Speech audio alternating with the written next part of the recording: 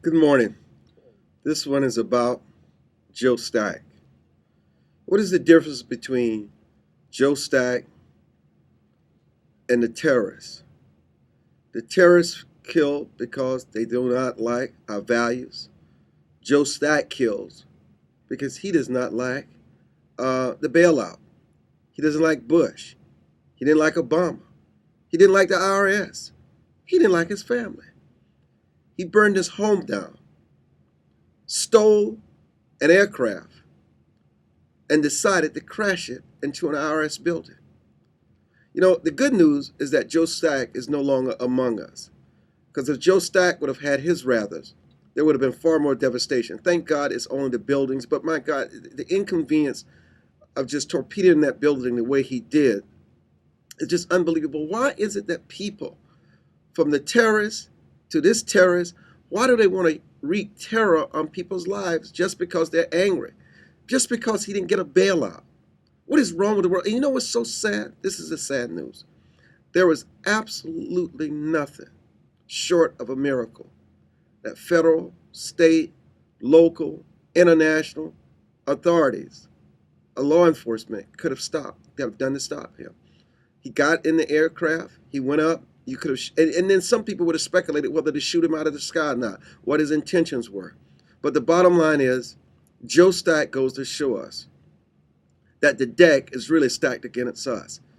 Because if they want to go out and wreak havoc, destroy lives, kill, take an airplane that did not belong to him, jettison it in the sky, and wreak havoc on some government institution, that's exactly what they will do.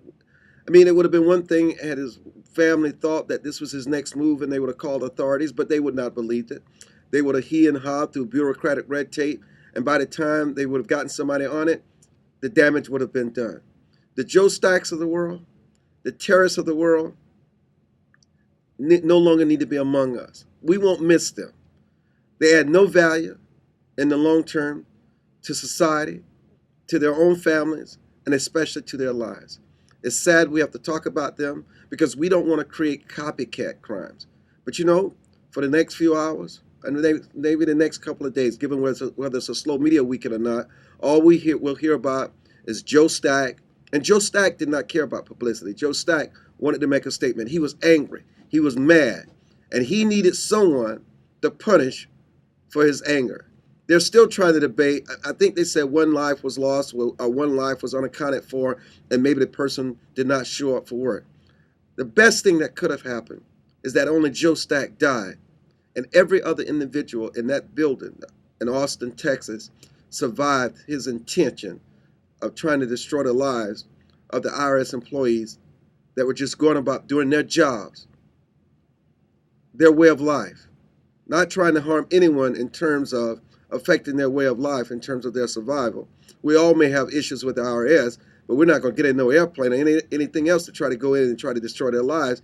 This is called freedom of choice. I mean, they're doing their jobs. This is what they're paid to do. These are the government guidelines. Like it or not, don't take it out on them.